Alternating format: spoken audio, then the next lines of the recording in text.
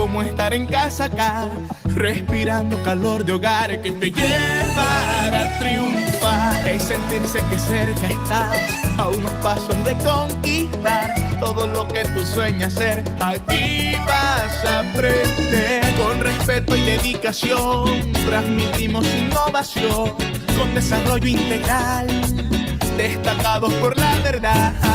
En Área Andina cumplimos sueños. En Área Andina sin frontera para alcanzar nuestras metas. Es atreverse a vivir alegre. En Área Andina está un futuro lleno de paz y esperanza. Soy ariandino.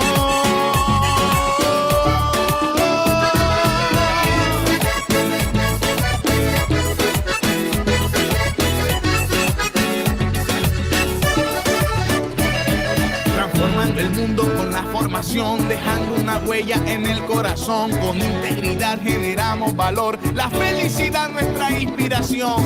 Aquí se encuentra una comunidad en acción, comprometidos dando hasta acreditación, con calidad y amor y corazón. Área Andina es tu mejor opción. Aquí se brinda excelencia de educación, soñando ser la mejor generación. En Área Andina cumplimos sueños. En Área Andina sin frontera para alcanzar nuestras metas. Es atreverse a vivir alegre. En Área Andina está un futuro lleno de paz y esperanza. Soy ariandino. Soy ariandino. Soy ariandino. En Área Andina cumplimos sueños. En Área Andina sin frontera para alcanzar nuestras metas. Es atreverse a vivir alegre. En Área Andina está un futuro lleno de paz y esperanza. Ay, yo soy ariandino. Oh,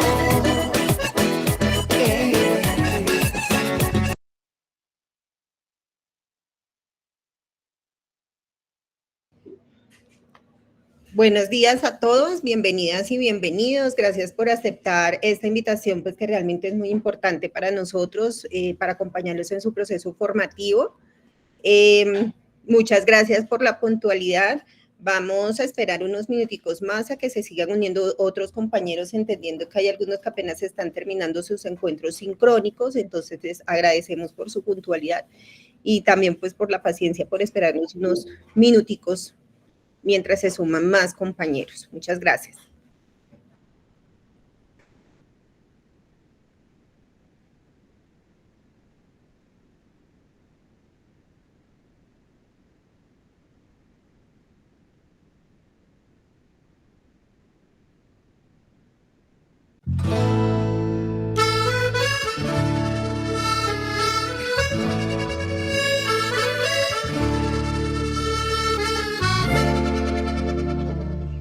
Es vivir otra realidad, es como estar en casa acá, respirando calor de hogar que te llevará a triunfar. Es sentirse que cerca estás, a unos pasos de conquistar todo lo que tú sueñas ser. Aquí vas a aprender con respeto y dedicación. Transmitimos innovación con desarrollo integral, destacados por la verdad.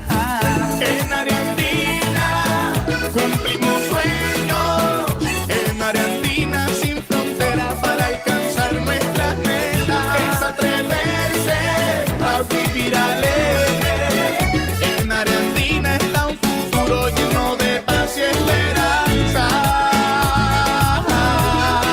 Soy ariandino.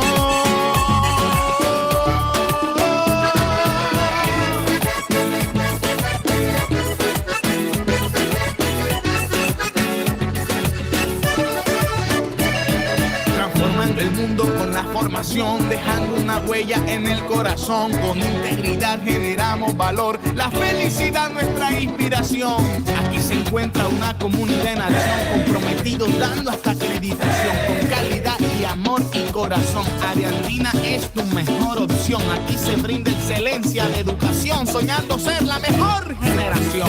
En Área Andina cumplimos sueños. En Área Andina sin frontera para alcanzar nuestras metas. Es atreverse a vivir alegre. En Área Andina está un futuro lleno de paz y esperanza. Soy ariandino. Soy ariandino. Soy ariandino. En Área Andina cumplimos sueños. En Área Andina sin frontera para alcanzar nuestras metas. Es atreverse a vivir alegre. En Área Andina está un futuro lleno de paz y esperanza. Ay, yo soy ariandino. Oh, ay.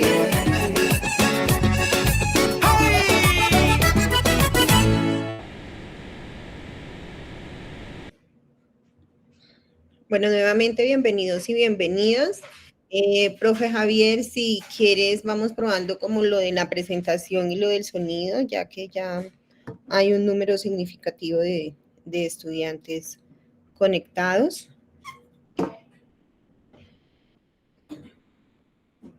Entonces tú me dirás. Claro que sí, profe. Listo. Entonces, nuevamente a todos, bienvenidas y bienvenidos. Es un gusto para nosotros poder compartir estos espacios formativos. El día de hoy vamos a trabajar un tema muy importante y es precisamente lo relacionado con la actualidad en la educación, en el sistema educativo en Colombia. Particularmente es el profe Javier quien nos va a colaborar en el apoyo de este evento. Vamos a hablar específicamente de los retos de los programas psicoeducativos en Colombia, entendiendo que el impacto que hacemos desde la psicología educativa definitivamente influye en la calidad y el tipo de educación que estamos dando a nuestros niños, jóvenes y adolescentes. Entonces, realmente les agradecemos que hayan aceptado esta invitación. Es muy importante para nosotros que ustedes puedan fortalecer esos elementos formativos que reciben en sus encuentros y que, bueno, puedan participar de estos espacios que son realizados realmente pensando totalmente en ustedes. Nos acompaña también la profe Vivian. Ella va a estar apoyándonos en cuanto a las respuestas de las dudas que se puedan presentar, en cuanto al diligenciamiento de la asistencia, la cual se irá compartiendo. Y nuevamente, bueno, ya el compañero Andrés ya compartió también el link de asistencia. Entonces, sin más preámbulo, profe Javier, bienvenido, adelante. Gracias, profe Sheila. Un segundo. Perdónenme acá un segundo.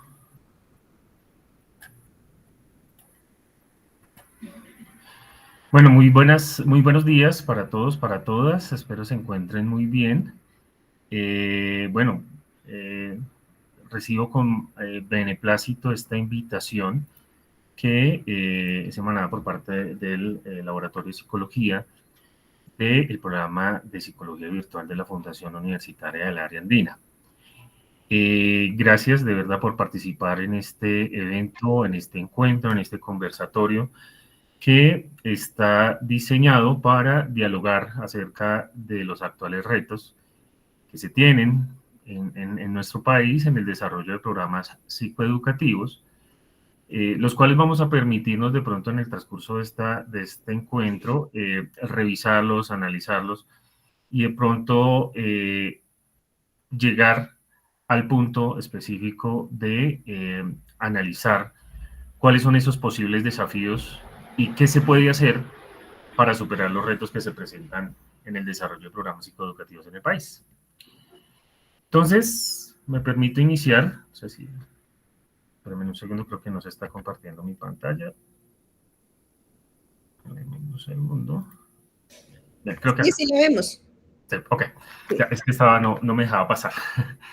Entonces, entendemos que es necesario comprender qué es un programa psicoeducativo. Cuando hacemos parte de pronto del escenario de una institución educativa, entendemos que nosotros también en dichas instituciones nos debemos a el entendimiento y el reconocimiento de los factores contextuales que existen en dicha institución, asimismo como con la comprensión del desarrollo de las poblaciones que tenemos nosotros inmersas en dichas instituciones. Entonces, los programas psicoeducativos, pues, como su nombre lo indica, funcionan en instituciones educativas de cualquier nivel, jardines, prejardines, colegios, escuelas, universidades, entre otras. Y lo que busca ciertamente es establecer una combinación de estrategias psicológicas y pedagógicas que claramente redunden en prevención, intervención y fortalecimiento del bienestar integral.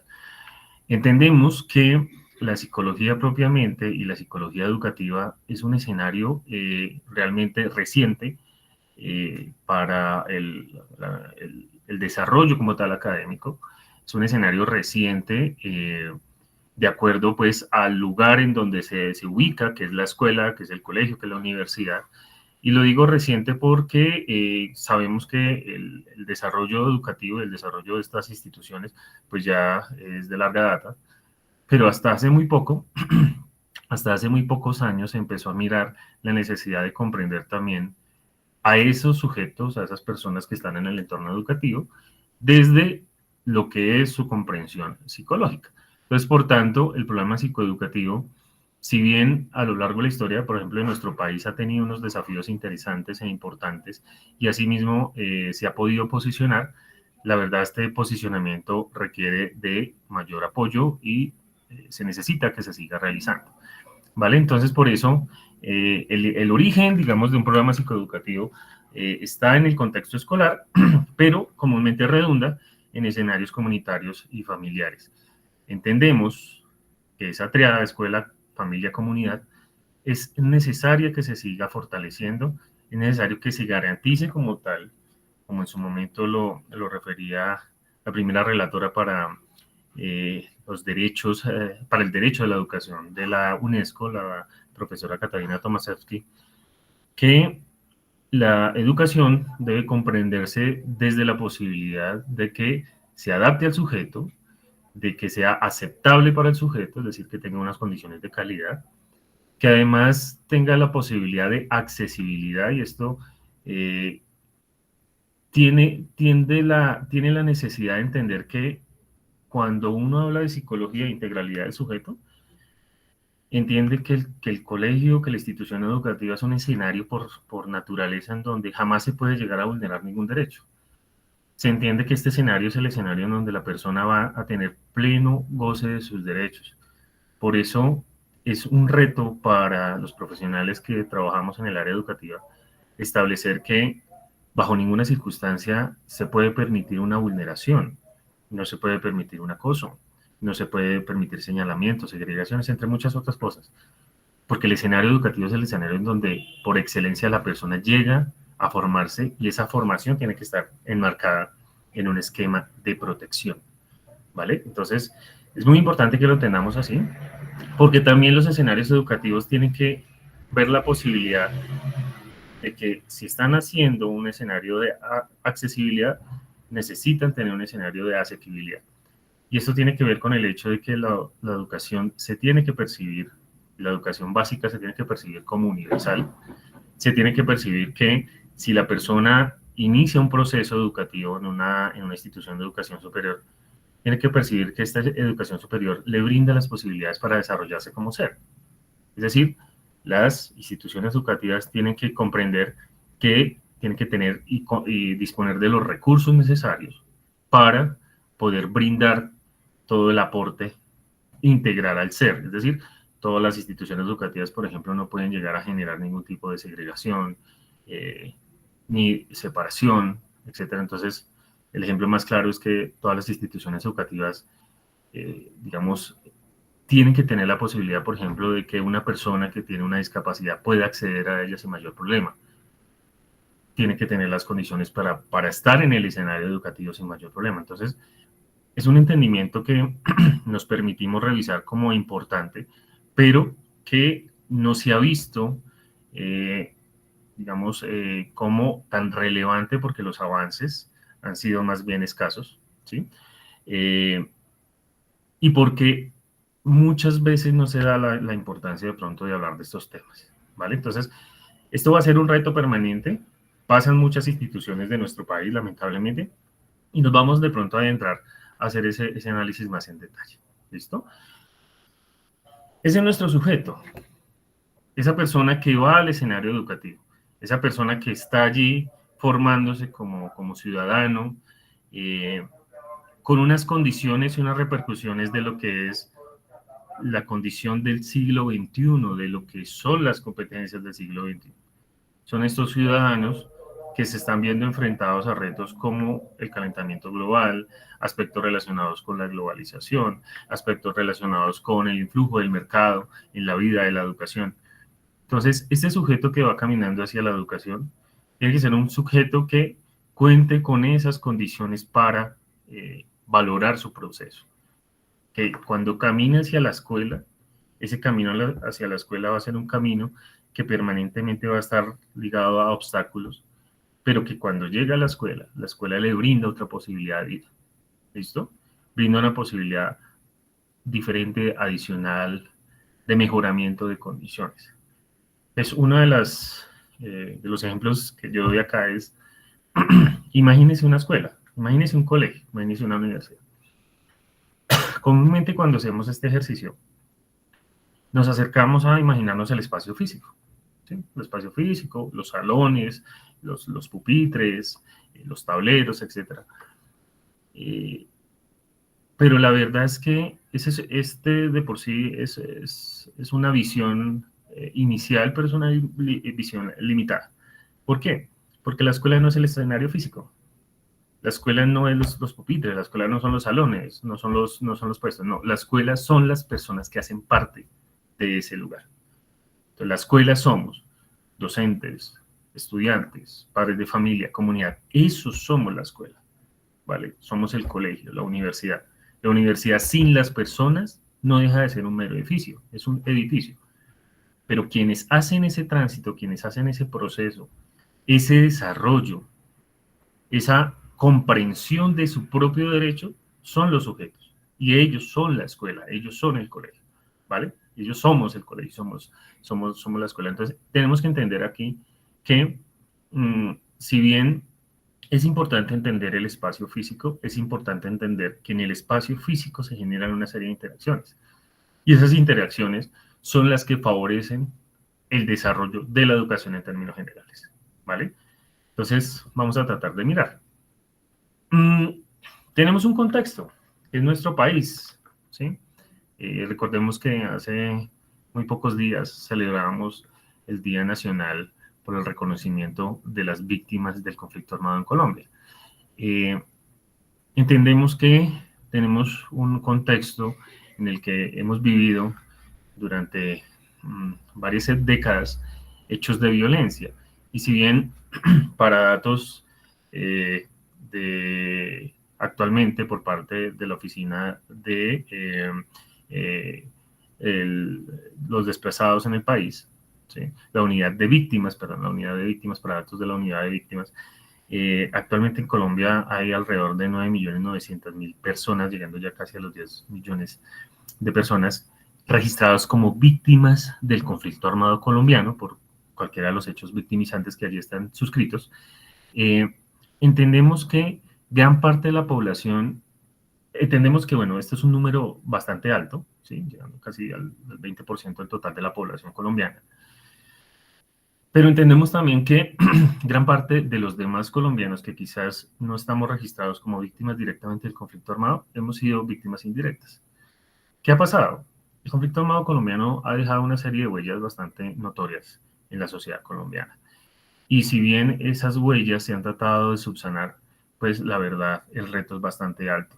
Y el reto también está vinculado a los escenarios educativos. Entonces, para datos, por ejemplo, del Ministerio de Salud, a corte del año 2023 se habían capacitado alrededor de 5.000 profesionales en primeros auxilios psicológicos para atender los problemas de salud mental de los colombianos.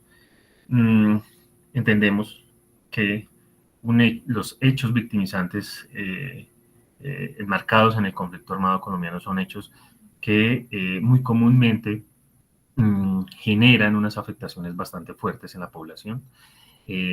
Son antecedentes de situaciones como trastornos afectivos, como trastornos digamos, trastornos de la conducta, esquizofrenias, ansiedad generalizada, depresiones, trastornos de estrés postraumático, entre otros. Entendemos que todas este tipo de acciones han hecho que nuestra Colombia se convierta en un país que comúnmente está enfermo y tiene una enfermedad latente en salud mental.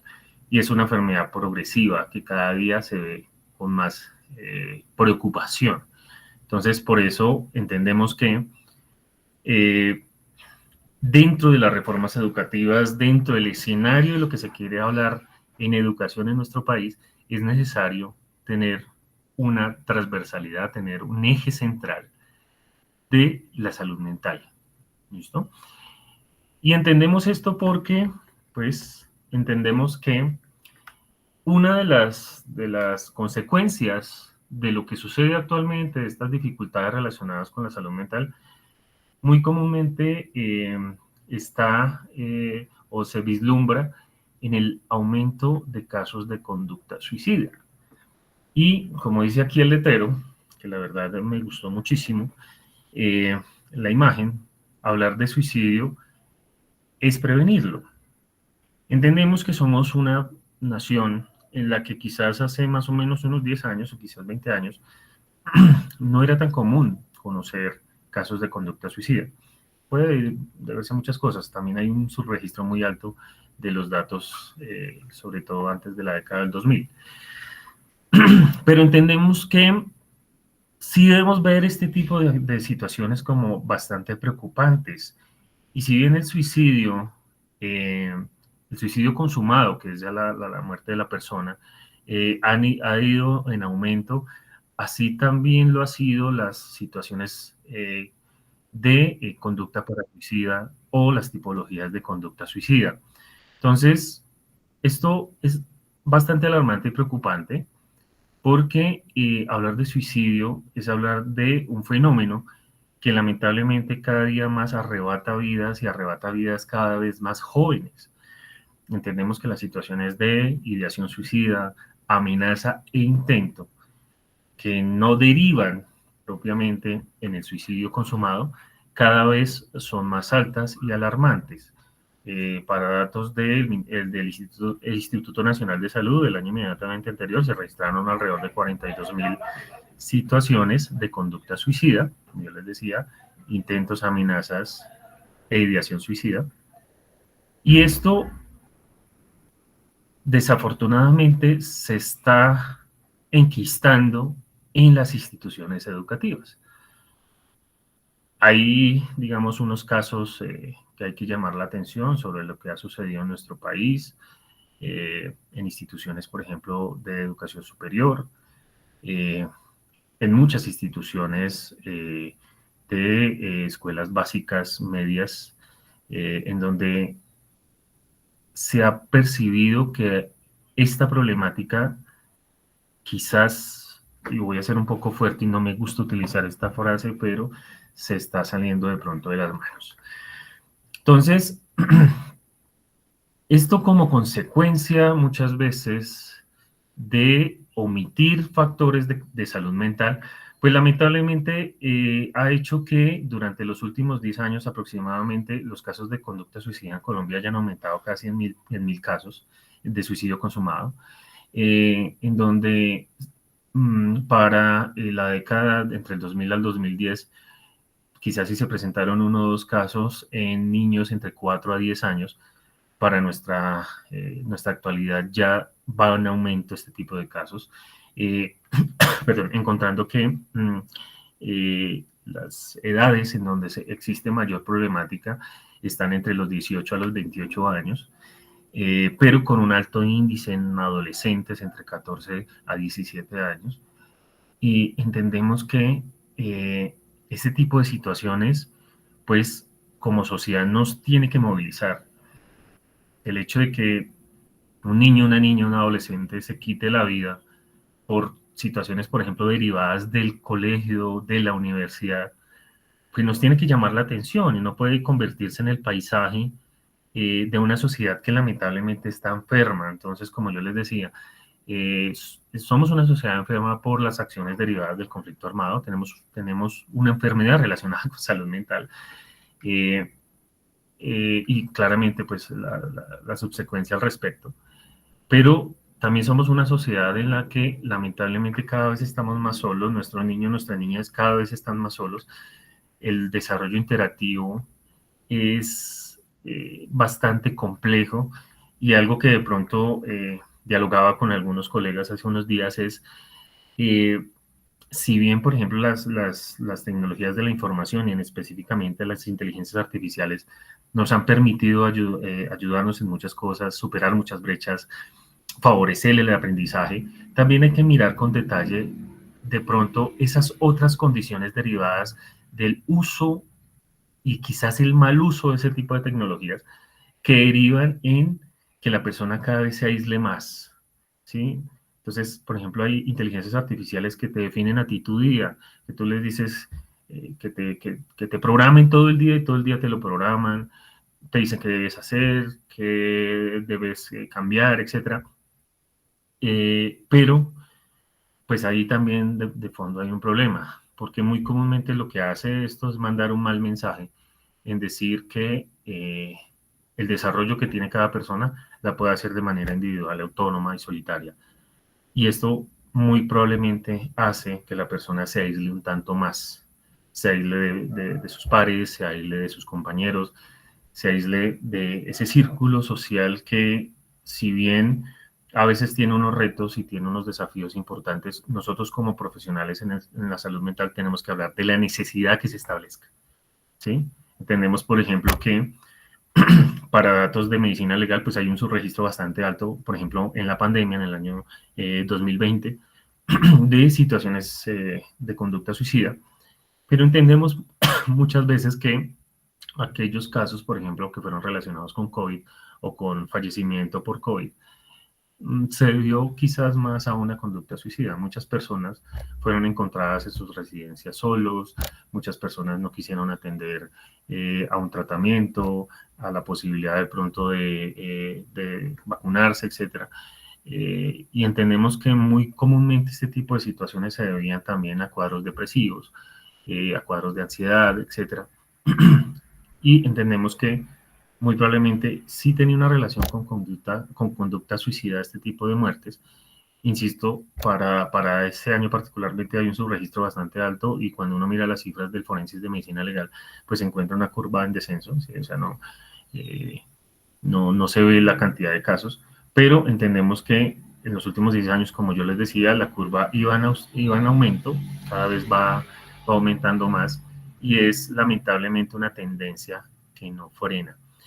Entonces, esto que les digo es sencillamente para que demos la posibilidad de hablar las cosas, de que todos, indiferentemente del escenario en el que nos estemos desarrollando como profesionales, en el que nos vinculemos, nos debemos a la necesidad de hablar de este tipo de situaciones, de hablar de la salud mental, de definir que la salud mental no tiene que ser un tabú, de definir que la salud mental es algo tan relevante en la vida que el hecho de que tú puedas conversar con alguien de una situación que se está presentando en la vida de esta persona, que tú puedas orientar, que tú puedas activar de pronto una ruta, pues sencillamente hace que te ubiques en un escenario en que tú estás salvando vidas, ¿sí? Y entendemos que las afectaciones de salud mental, quizás y para muchos expertos se ubica así, no es por términos alarmantes, pero se convertirá muy probablemente en la siguiente pandemia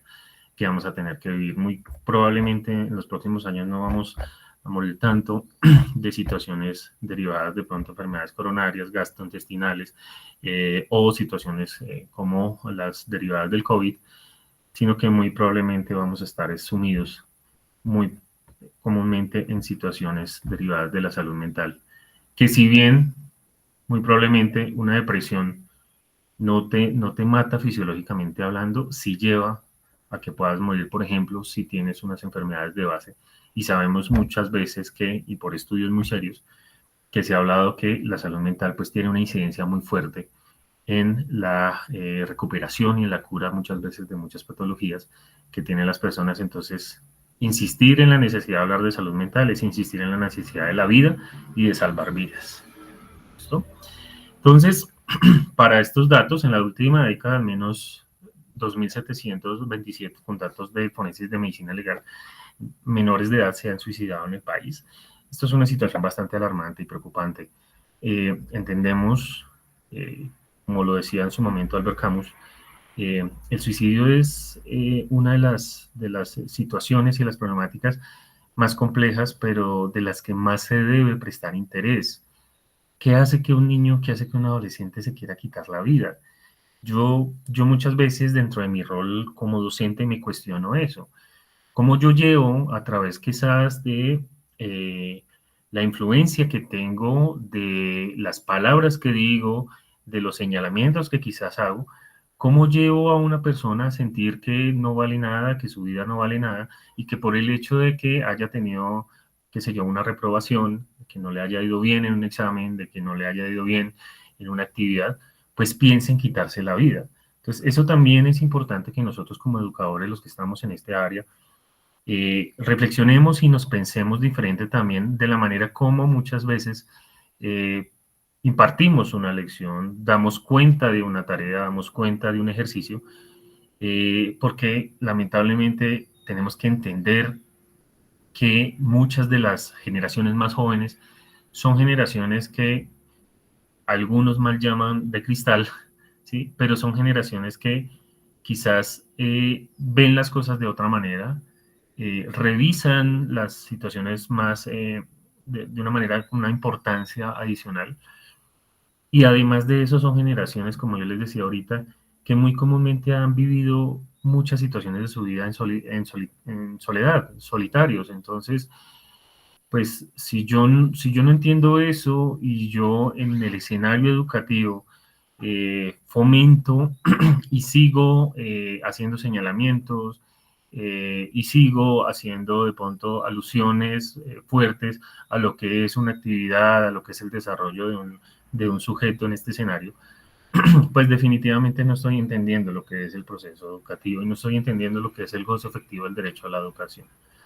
Entonces el educador, el psicólogo, la persona que está trabajando en el área educativa, por naturaleza debe ser un garante de dicho derecho y debe ser un garante de la salud mental, ¿sí? El hecho de que un estudiante a mí me diga, lo que pasa es que he empezado a quitarme la vida, lo que pasa es que los problemas de mi vida están sobrepasándome, lo que pasa es que siento la necesidad o veo que hay un solo camino y ese camino es no seguir viviendo, pues eso debe prender las alarmas, eso nos debe de movilizar y decir, bueno, vamos a hacer algo, por más de que de pronto sea una situación en la que la persona quiera llamar la atención, porque pues se sabe que muchas veces está relacionado con esto.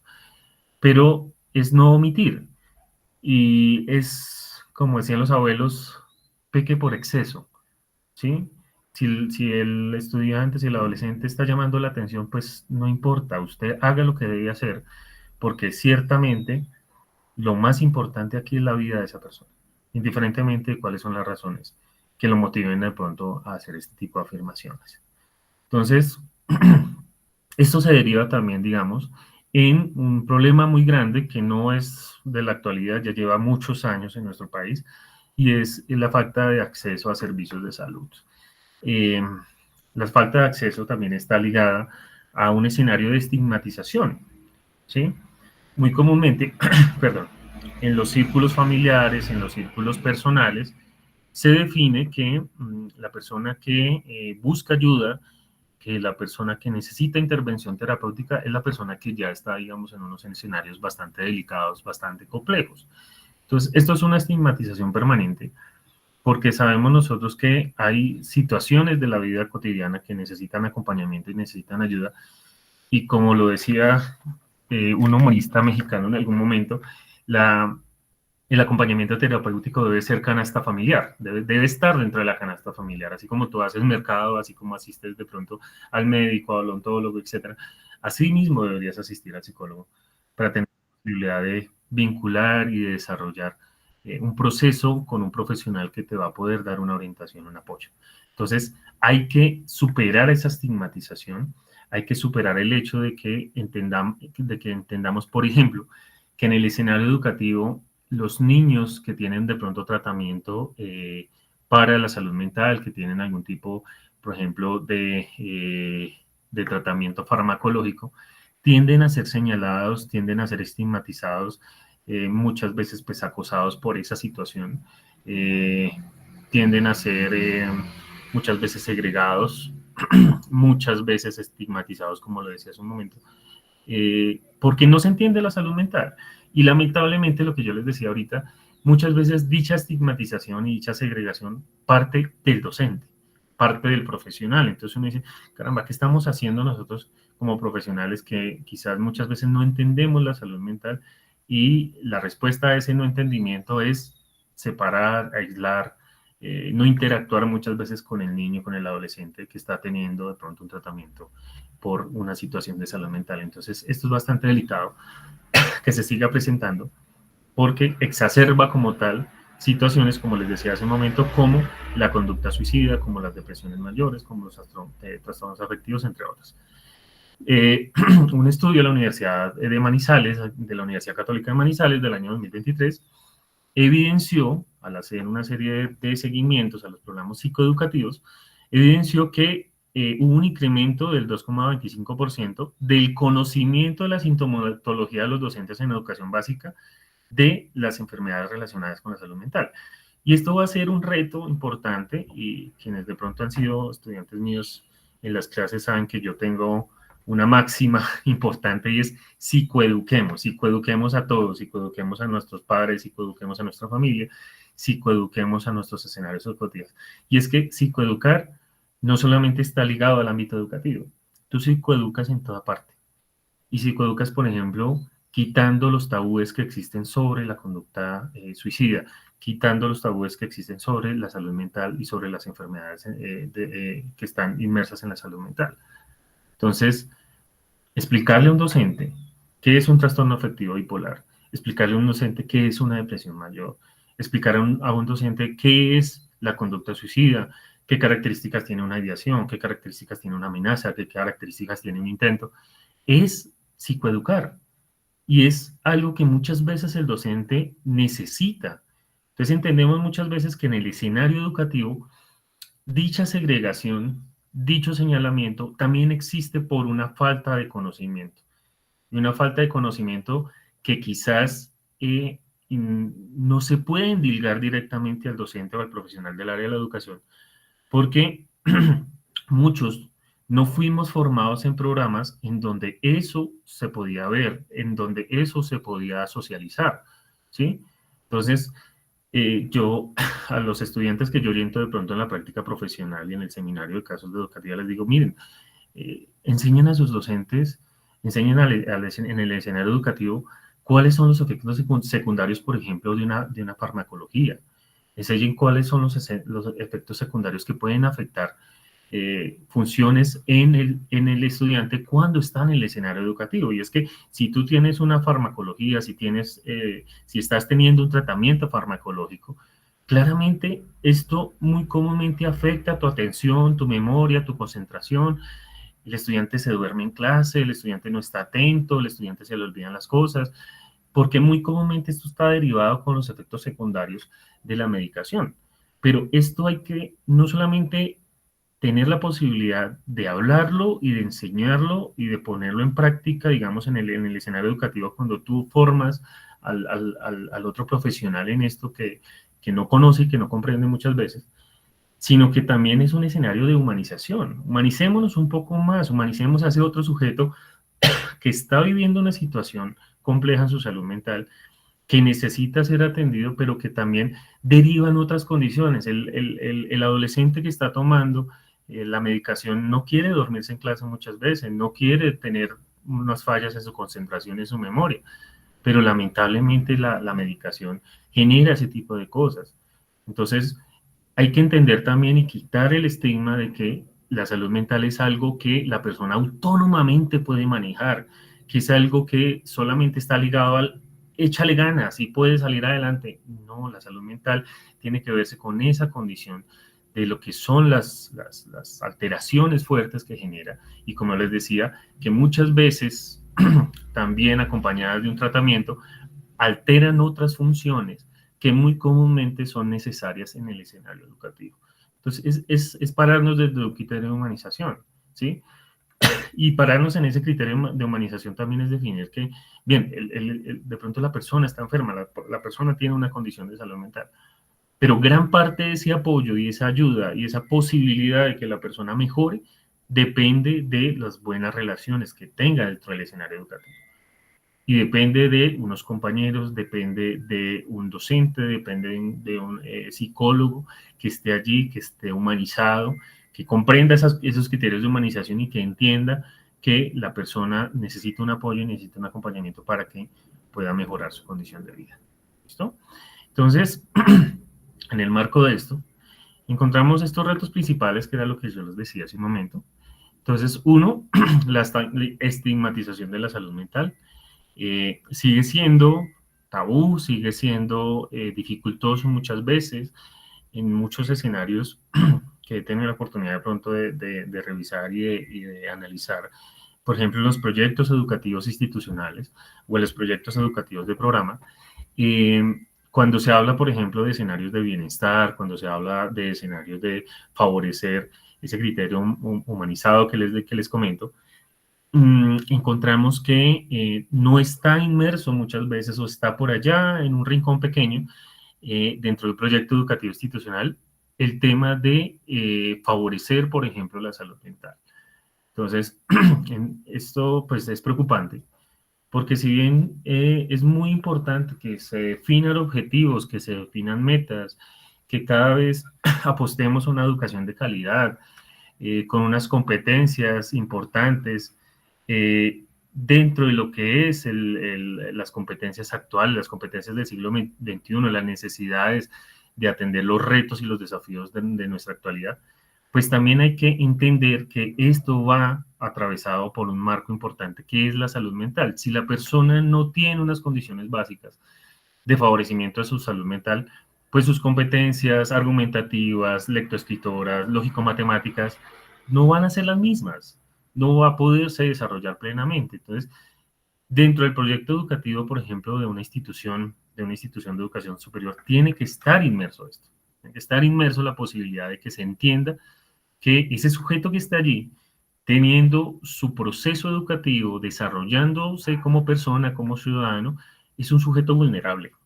Y es un sujeto que, además de eso y además de esa vulnerabilidad, necesita entender que el escenario educativo, el escenario universitario, le permite poder gestionar sus vulnerabilidades y le permite desarrollarse como ser y como persona. Entonces, es muy importante que lo entendamos así.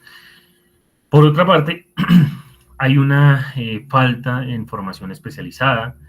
Muchos profesionales que hacemos parte del área educativa tenemos y carecemos todavía de una formación necesaria para abordar los temas, para saber cómo poder orientar, y lo que hacemos muchas veces es tratar de transmitir el tema a otros. O sea, no me vinculo yo con esto, no hablo porque no sé, sencillamente lo paso a otro. Cuando pasan este tipo de cosas, muchas veces la persona, niño, adolescente o el adulto que está en el escenario educativo y que menciona sus problemas relacionados con salud mental, siente el estigma, siente el rechazo y siente que hablar de sus problemas de salud mental es muy problemático porque, por una parte, nadie lo entiende y por otra parte, las personas manifiestan miedo a hablar al respecto. Yo no hablo de esto, vaya a hablarlo con otra persona. Eso no deja de ser altamente segregador. Entonces, entender que un criterio empático al momento de hablar de este tipo de temas, un criterio afable, cálido, pues es sencillamente acercarnos al sujeto y acercarnos a la necesidad que se tiene muchas veces de que el sujeto sienta que si bien tiene una dificultad, pues esa dificultad no lo hace menos que nadie, ni lo hace, perdónenme la expresión, un bicho raro, ¿sí? Porque sencillamente lo que está haciendo es un proceso de valentía. Pasa muchas veces, hablar de la salud mental también está muy ligado a que tú tienes que ser muy valiente para hablar acerca de lo que sucede contigo, y que está atravesada por este proceso de valentía en el hecho de tuve la gallardía de buscar ayuda, ¿sí? Entonces, eso hay que valorarlo. Hay que valorar el hecho de que la persona se acerque, te cuente, te mencione lo que está sucediendo en aspectos propios de salud mental, porque no es sencillo. Entonces, cuando la persona pone una barrera, cuando la persona de pronto siente miedo de hablar de ese tipo de cosas, pues sencillamente esa barrera se va a ver, no se va a ver superada. Y muy comúnmente lo que pasa con la persona que tiene la afectación en salud mental, pues lo que pasa comúnmente es que la persona tiende a limitar el hecho de hablar de este tipo de temas. ¿Listo? Y se siente de pronto como alguien que no es comprendido, o que sencillamente este tipo de temas no tienen la relevancia que de pronto la persona piensa que tienen, y tiende a no hablarlo o a alejarse o a buscar otro tipo de medios de pronto para canalizar las dificultades que se tienen al respecto. Eh, y entendemos, por ejemplo, que muchas de las afectaciones de salud mental pues derivan también en dificultades relacionadas con el consumo de sustancias psicoactivas, el alcoholismo, entre muchas otras que lamentablemente pues también se están llevando por delante la vida de nuestros niños, niñas y adolescentes. Otro reto pues está ligado a las limitaciones en recursos. Tenemos limitaciones por la escasez de recursos, la sostenibilidad de los programas, y si bien, y de pronto hago una alusión bastante fuerte acá, por ejemplo, en nuestro país existe el rol del orientador escolar, que digamos es la persona que puede llegar a generar los puentes y puede llegar a generar los mecanismos para el abordaje, por ejemplo, de situaciones como la conducta suicida o las situaciones derivadas de la salud mental. Hay un desconocimiento flagrante y bastante delicado también del Estado colombiano en relación a las funciones que tiene este profesional en el área educativa.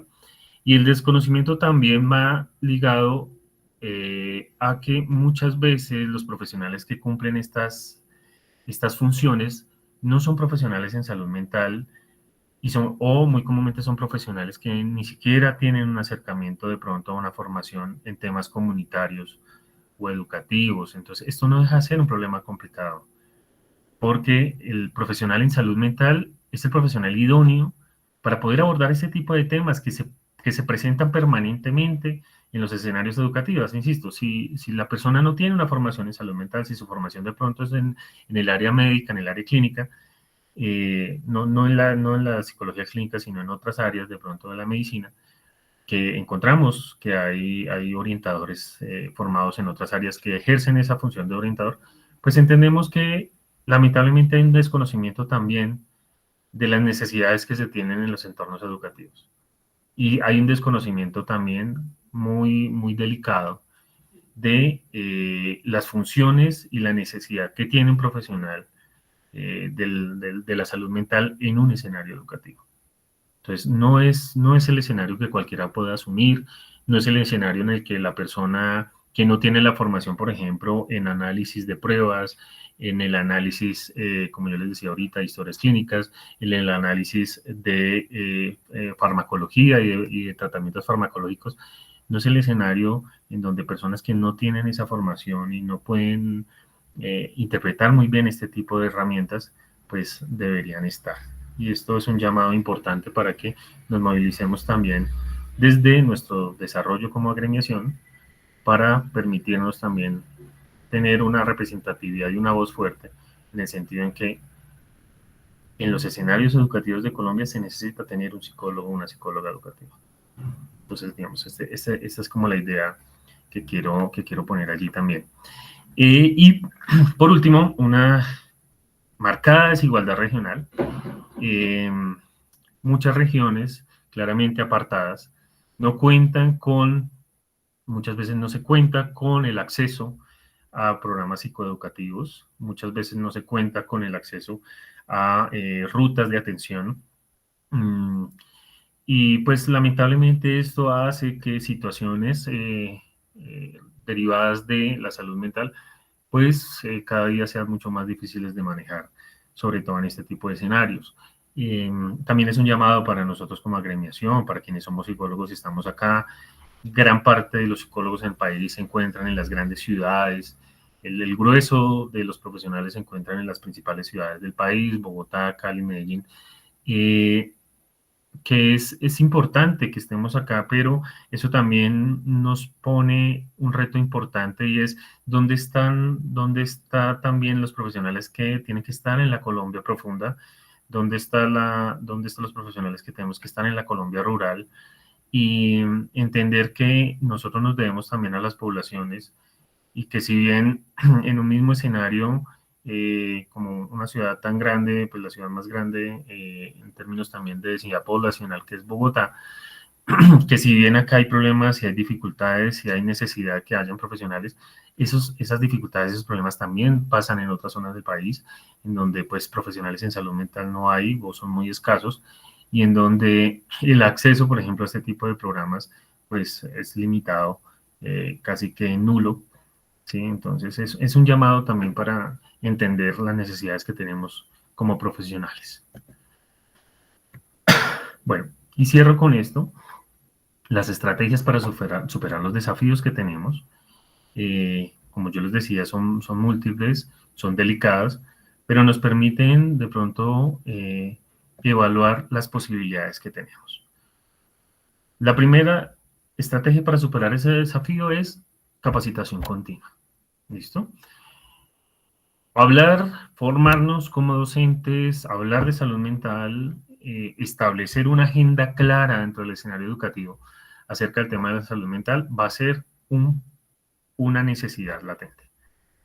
Y como lo demostraba de pronto en el estudio que les refería de la Universidad Católica de Manizales, que se vaya aumentando la sensibilización en los temas de salud mental nos va a permitir abrir múltiples posibilidades y nos va a permitir mejorar al menos en un pequeño porcentaje la vida de muchos niños, niñas, adolescentes que sufren situaciones derivadas de la salud mental y que lamentablemente cada día más se sienten excluidos, apartados, etc. Entonces, la capacitación es un tema central e importante y como les decía yo hace un momento, psicoeduquemos. Hablar de suicidio no es motivar la conducta suicida, eso es un mito muy grande que existe.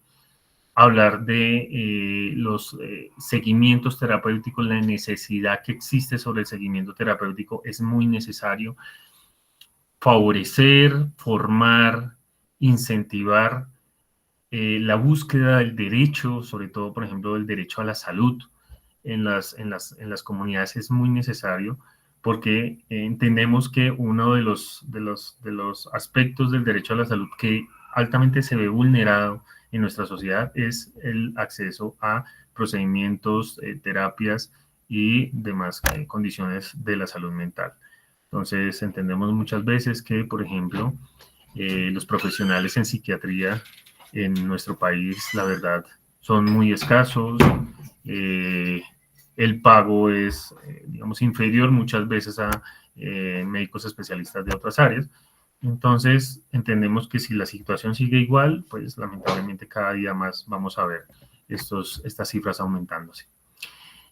Dos, las alianzas interinstitucionales. Fomentar la colaboración entre instituciones educativas del área de la salud, organizaciones no gubernamentales, compartir recursos, experiencias, datos, nos va a permitir mirar la problemática desde otra perspectiva. Hasta hace poco, de pronto, hay iniciativas desde el ámbito privado, desde el tema de pronto de responsabilidad social empresarial, que están enfocadas en el tema de la salud mental y de verdad, si se hace un análisis de dichas iniciativas, la verdad, el logro que han tenido es bastante notable. Entonces, tratar de seguir incentivándolas, de seguir generando el ruido, llamémoslo así, de lo que es la posibilidad de trabajar en temas de salud mental y de la necesidad de que como sociedad nos sensibilicemos al respecto. Tercero, la adaptación cultural, ¿sí? Y es que necesitamos diseñar programas que se adapten y respeten las particularidades de cada región, de cada persona que hace parte del ámbito educativo. Y con esto quiero llamar la atención también que nosotros, pues en nuestro país en los últimos años, hemos tenido un aumento significativo, por ejemplo, de población migrante venezolana particularmente, y muchas veces las particularidades culturales que nos ofrecen la población migrante, que nos ofrecen nuestros hermanos venezolanos, a veces se omiten, a veces se señalan, a veces se cae de pronto en percepciones un tanto más de segregación. Entonces, pues esto es delicado porque estamos hablando de una necesidad también de entender que nosotros nos debemos a nuestra región. Latinoamérica es una sola, la unión latinoamericana es necesaria y entender que una persona que de pronto ha sido migrante, que le ha tocado irse de su región, digamos, si hablamos de migrante venezolano, pero también sabemos nosotros, nuestro conflicto armado interno ha generado uno de los desplazamientos más altos en la historia reciente del mundo. Entonces, entender que una persona que viene de otra región, que muchas veces le tocó, no porque quiso, sino por las condiciones de su vida y de su seguridad, llegar a una ciudad, establecerse en una ciudad, pues es una lógica que uno dice, muy comúnmente esto atraviesa un problema de salud mental. El niño que llega, que es, digamos, extraído, llamémoslo así, de su lugar de origen, que se genera un desarraigo de donde está, pues sencillamente es un niño que muy comúnmente va a experimentar situaciones que van a afectar su salud mental. Entonces, si no se entiende esto, si no se entiende que muchas veces se tiene que partir desde el criterio empático con estas poblaciones, pues entendemos, si no se entiende eso, entendemos que, pues lamentablemente vamos a seguir afianzando el problema y que el problema no va a ser la bola de nieve que en algún momento se empieza a abrir, empieza a crecer hasta tal punto que en un momento va a ser completamente incontrolable. Y por último, la necesidad en el uso de las tecnologías. Las tecnologías nos permiten establecer comunicación, nos permiten establecer comunicación inmediata. Hay que llevar el alcance a las zonas de difícil acceso, hay que mirar con detalle las lógicas que existen en el uso de las tecnologías, lo que hablaba hace un momento, la posibilidad de establecer de pronto esa mirada crítica de lo que sucede con nuestros niños y niñas adolescentes en relación al manejo que tienen de las tecnologías, la necesidad de que la tecnología no aparte al sujeto, sino que lo vincule y que lo haga parte de la sociedad y lo haga parte activa de la sociedad, pues es una necesidad que como profesionales debemos seguir favoreciendo. Por último, quisiera dejar esta pregunta de reflexión, de pronto se quedan algunas preguntas allí en el chat, pero quisiera dejar esta pregunta de reflexión de pronto para aquellas personas que puedan tener la posibilidad de responderla allí en el chat, y es, ¿qué acciones concretas se pueden implementar en el entorno educativo para promover la salud mental y el bienestar de los estudiantes? Muchas veces se piensa que las acciones tienen que ser acciones con un nivel de tecnicismo alto, con un nivel de desarrollo bastante superlativo, y entendemos que esto no debe ser necesariamente así. A veces las respuestas son más sencillas de lo que uno cree, y a veces la respuesta es como, volvamos la mirada al sujeto, favorezcamos a esa persona, abracemos a la persona en el sentido en que limitemos un tanto más el uso de pantallas y quitemos la mirada en la pantalla y volvamos la mirada al sujeto. Entendamos que las generaciones jóvenes son generaciones altamente vulnerables por los influjos de muchas veces de las condiciones propias de vida que tenemos nosotros actualmente, y que tenemos que seguir llamando la atención, como yo les decía hace un momento, haciendo ruido de esto, porque es una situación que lamentablemente en los próximos años las condiciones de salud mental se pueden convertir en una nueva pandemia y que el escenario educativo es un escenario por excelencia en donde se debe hacer promoción y prevención de la salud mental. Muchas gracias por su participación y tiempo. Creo que se encuentra con nosotros nuestra directora del programa. Sí, pero, ya en un momento, pero es que te habían hecho una pregunta, discúlpame, profe Javi, Claro que sí. te habían hecho una pregunta hace rato, entonces te la voy a leer. El estudiante fue Manuel Alfredo Peña y dice: ¿cómo has dado unos actores y situaciones que dentro del ámbito educacional han tenido algunas falencias? La relación padres-escuela-docente, ¿qué importancia tienen? Lo anterior basado en lo que a veces vemos en el triángulo social, una relación rota. Me refiero a que muchos padres no exigen, muchas escuelas solo son números y mucho adolescente son solo una nota. Falta planes de inserción en los tres actores en la realidad de los estudiantes. Gracias, profe Vivian, gracias también por la pregunta a nuestro estudiante. Y sí, o sea, aquí de pronto un actor que de pronto no, de pronto omití en el momento de hacer el desarrollo de la presentación, tiene que ver con los padres de familia. Entendemos, como lo decía al comienzo, esa relación entre familia, escuela y sociedad tiene que darse permanentemente y tiene que darse en el sentido en que la escuela y el escenario educativo tiene que vincular más activamente a padres de familia y cuidadores.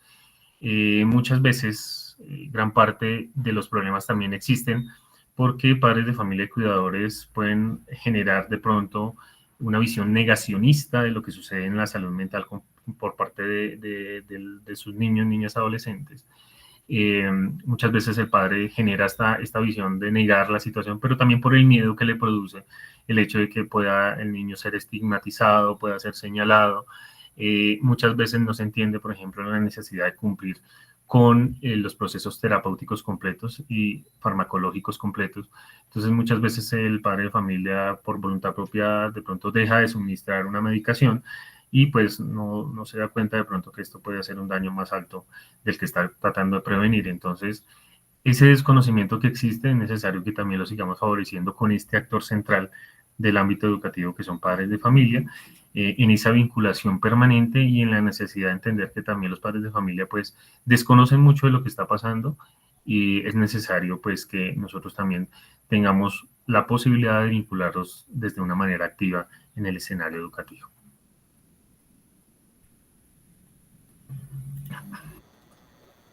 Profe, pues digamos que a la pregunta que que tú hiciste, pues algunos estudiantes han dicho, como por ejemplo Linda Maceo dice: promover actividades periódicas con profesionales en psicología para sensibilizar, informar y ofrecer estrategias de autocuidados emocionales. De Yanira dice, como con respecto a la pregunta, considero que es importante incluir a los padres. Magda dice: buenos días. Respecto a la pregunta, hacer más énfasis en el trabajo en conjunto con los estudiantes, padres de familia, docentes y directivos. Consuelo dice: lograr ver integralmente al estudiante, no solo su rendimiento académico.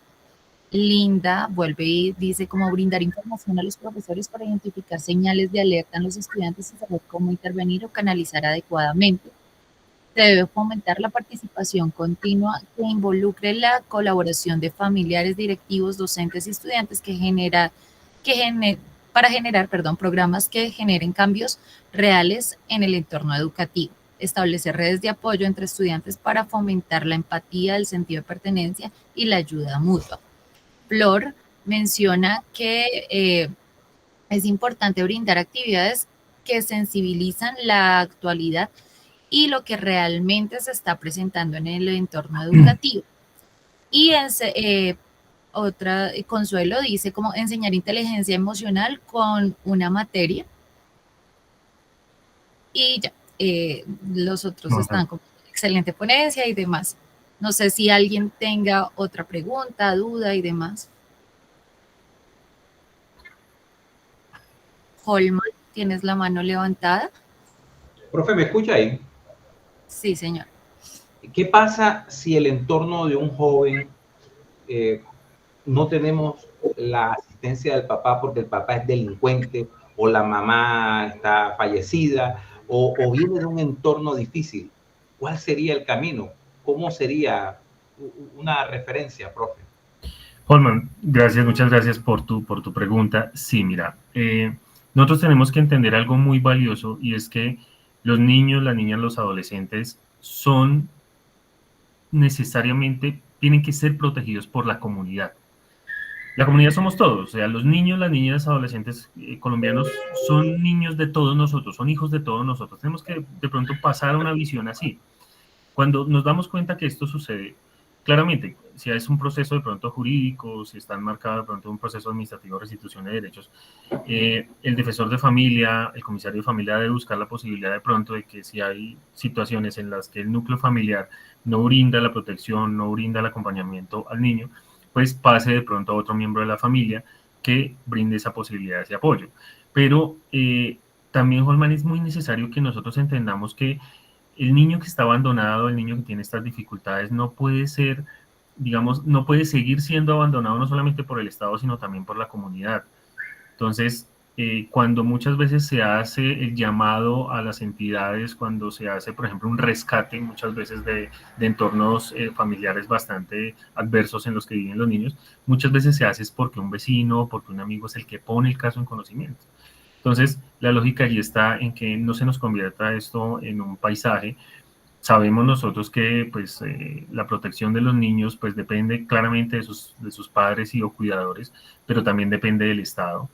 Y muchas veces hay que, digamos, acudir a que el niño de pronto tiene que estar de pronto en una institución estatal porque en su familia no se brindan las protecciones necesarias. Entonces, ese, digamos, es lo que se debe hacer, pero entender algo muy, muy valioso e importante, y es que todos los niños de Colombia y todos los adolescentes son nuestros hijos. Sí, eso también es muy valioso que lo entendamos.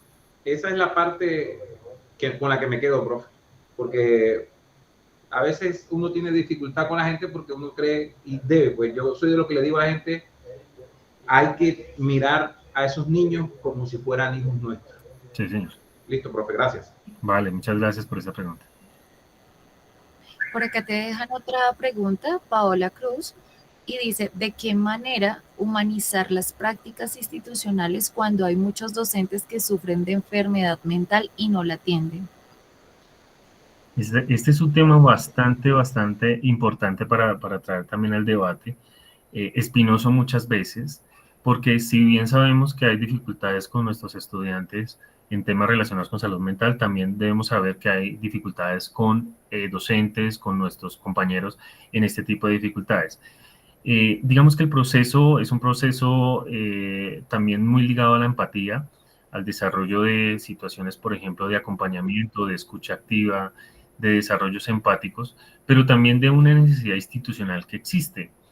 Y si bien las condiciones propiamente que uno pueda generar en el apoyo que pueda dar a su compañero de pronto, en escucharlo, en atenderlo, en tratar de orientar de pronto alguna orientación y ayuda, también se tiene que llamar la atención sobre los planes de bienestar, sobre las acciones de bienestar que ejercen las instituciones.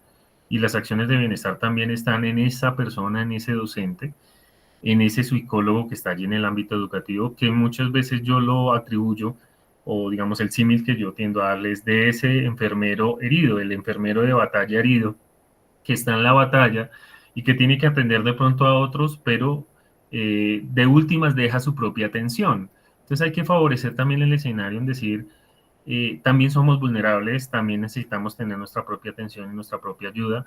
Partimos mucho de lo que hacemos nosotros desde nuestras particularidades, pero también ese apoyo y esa ayuda que brinda la institucionalidad en este tipo de temas va a ser bastante valioso. Y seguirlo afianzando y seguirlo favoreciendo, pues va a permitir que de alguna manera esa persona que está incidiendo en el escenario educativo sea una persona integral cada día más. Entonces, sí es necesario que se aborde desde la percepción individual, pero también desde la percepción institucional al respecto. Consuelo tiene la mano levantada. Sí, buenos días, docentes y compañeros. Para agradecerles por estos espacios muy geniales. Y segundo, para aportar en lo que el profe nos indicaba de la responsabilidad social que tenemos en el momento en que vayamos a ejercer la profesión, en el enfoque que estemos. Básicamente, las actualizaciones que el profe nos indica que debemos estar en pro de mejorar nuestro conocimiento va a hacer que podamos enfrentar todos estos, digamos, todos estos inconvenientes que se puedan encontrar, pero pues base de eso, pues es la responsabilidad que tenemos nosotros, sobre todo, pues, no sé, tal vez en el área clínica, de no solamente decir, no, es que este niño es muy traviesito y la cosa no es que tiene TDAH. Entonces, y como encasillarlos solamente, sino mirarlos más integralmente, y de eso parte todas estas charlas que ustedes nos dan para mejorar el conocimiento y poder ejercer mejor. Muchísimas gracias. Muchas gracias, Consuelo. La observación que haces es completamente pertinente.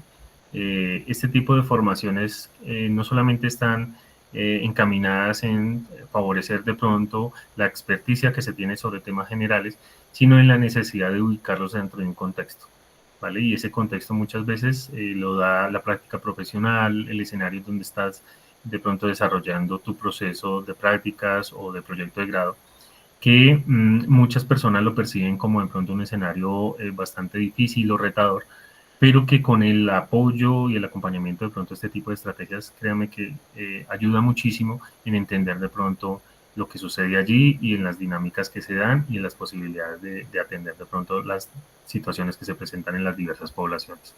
Entonces, muchas gracias, Consuelo, por ese aporte.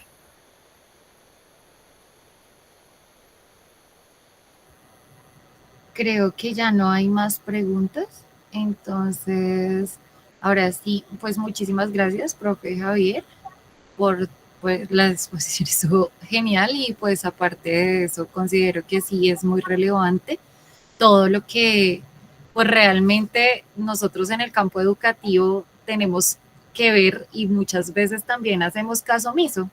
Entonces, de verdad, muy enriquecedora. Creo que todos salimos muy contentos con todas las intervenciones y todas las reflexiones a las que llegamos. Y ahora sí, pues damos paso a la coordinadora. Ah, perdón, hay otra manita levantada de Pau Cruz.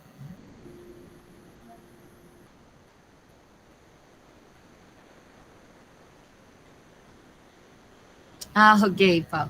Entonces, ahora sí, le damos la palabra a nuestra coordinadora, Susana. Bueno, muy buenos días para todos. Un saludo especial hoy, este 12 de abril, preámbulo a iniciar nuestra Semana Santa.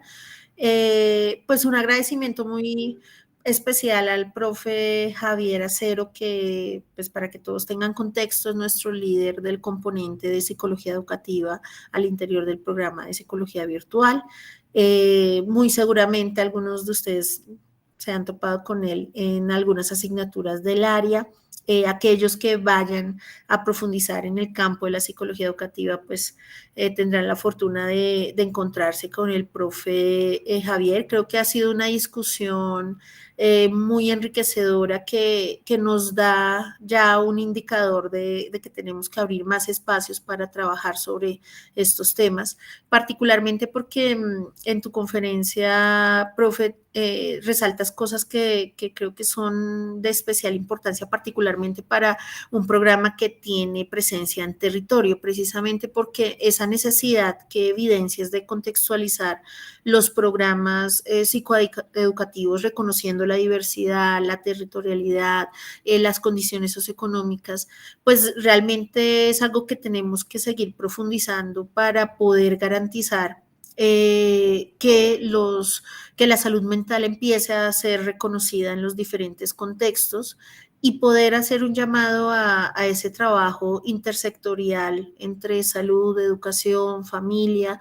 e disciplinario que es tan necesario en los entornos educativos. Creo que aquí tenemos unas necesidades significativas donde los psicólogos somos protagonistas y responsables en gran medida de dinamizar esos procesos, poder repensar toda la acción del orientador educativo y del psicólogo educativo desde una perspectiva pues mucho más participativa, donde tanto las comunidades como los estudiantes no sean solo receptores, sino se conviertan en protagonistas de esa construcción también de la solución y del abordaje que pues es muy propio del modelo salutogénico. Entonces agradecerte la generosidad que has tenido el día de hoy en esta charla. Creo que todos nos vamos con preguntas bastante importantes en nuestro quehacer, porque pues si bien muchos no van a estar de lleno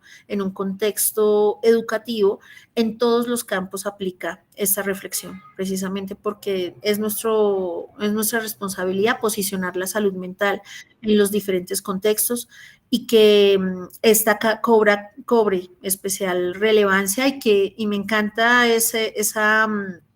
esa referencia que haces, que haga parte de la canasta familiar. Realmente ese debe ser el deber ser, que la salud mental y nuestra propia salud mental haga parte de una prioridad, y eso pues también es una invitación a todos nosotros como psicólogos, porque hace parte también de nuestro autocuidado como profesionales, que tenemos que también contemplar y reconocer cómo estamos en nuestros procesos de salud mental y reconocer la importancia de levantar la mano como ese acto de valentía, ese acto de fortaleza. No necesariamente necesitamos tener un diagnóstico encima o tener un diagnóstico ya definido, precisamente porque todos atravesamos en algún momento y pues nos enfrentamos a algún factor de riesgo que es necesario siempre afrontar y no necesariamente hacerlo solos. Entonces, agradecerte a ti, agradecer a todo el equipo del Laboratorio de Psicología, a la profe Vivian que el día de hoy moderó, a la profe Sheila, y pues a todos ustedes especialmente, queridos estudiantes que hacen parte de la razón central de todas estas acciones. Desearles a todos una feliz Semana Santa, que tengan un espacio también de compartir, de descanso, de compartir con sus familias, y pues bueno, invitarlos el próximo 21 vamos a tener una jornada muy interesante también desde la línea de psicología social comunitaria. Allí pues tendremos la oportunidad de hablar de cartografía social y entrevistas narrativas. Vamos a tener un taller teórico práctico muy interesante a las 6 de la tarde. Estaremos enviándoles la información también a los grupos de WhatsApp y por las aulas Canvas para que todos estén muy atentos y nos puedan acompañar en este ejercicio que estamos desarrollando al interior del programa, que pues es un ciclo de jornadas de actualización, psicología integral, uniendo saberes, neuropsicología y entrevista en acción. Entonces, muchas gracias a todos y pues bueno, feliz fin de semana. Diana tiene la mano levantada. Eso te iba a decir, que Diana tiene la manita levantada. Sí, señora, buenos días. Mira, es que hay veces estas charlas que son súper interesantes para nosotros que estamos en formación, que nos ayudan mucho. Cuando las hacen en horas laborales, por ejemplo, el día 21, sería fundamental, no sé si haya la posibilidad de que quedasen grabadas. Por ejemplo, en mi caso, dado a mi trabajo, me es imposible utilizar el celular. Y en muchas ocasiones pues han sido, no sé, de 4 a 6 que no puedo conectarme. Entonces no sé si haya la posibilidad de que quede alguna grabación.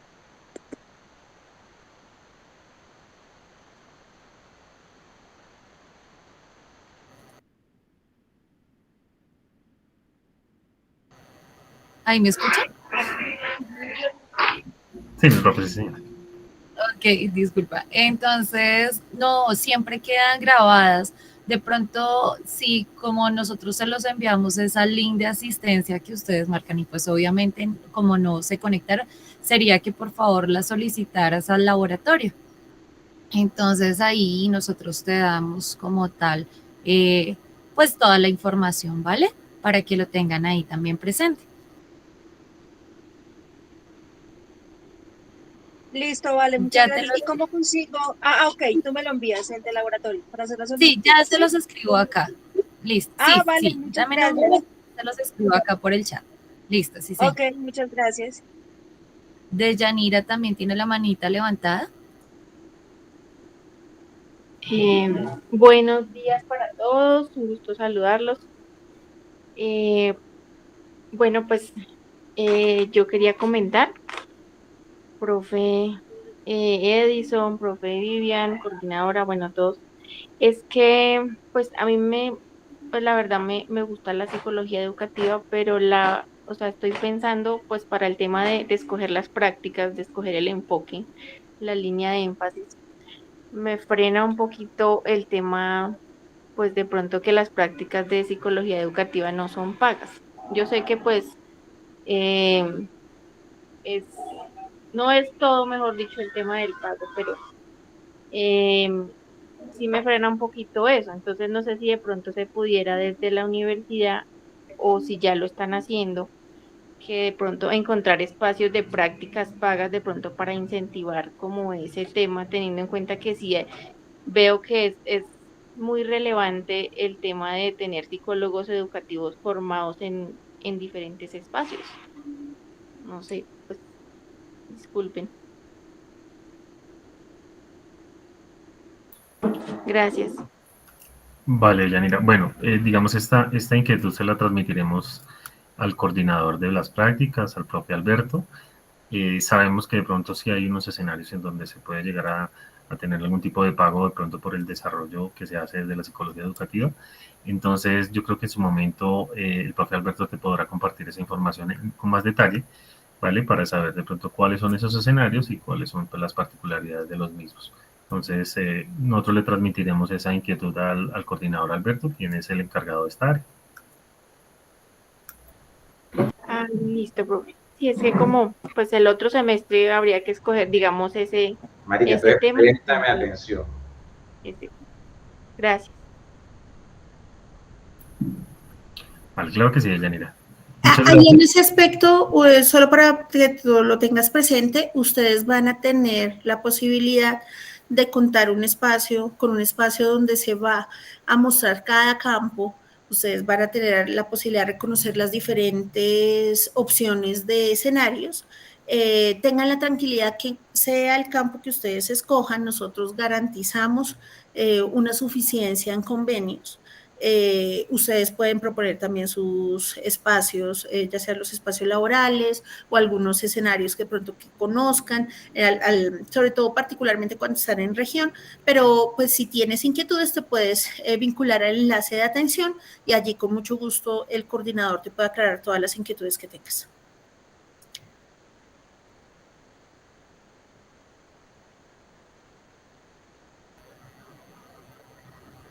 Diana, no sé si se te quedó la mano levantada o ya, o vas a hacer una intervención.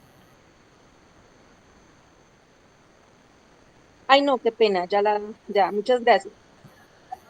Listo, ahí ya está el correo, ¿vale? Para que lo copien si lo necesitan.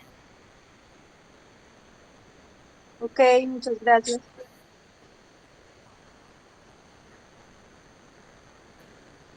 Listo, pues yo creo que ya, no siendo más, ya no tienen más preguntas ni nada de eso. Entonces, de verdad, muchísimas gracias, profe Javier.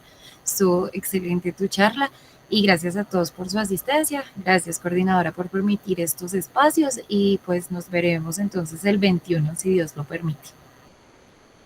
Muchas gracias a todos. Un feliz día y un gran abrazo y estaremos entonces en contacto. Que estén muy bien, hasta luego.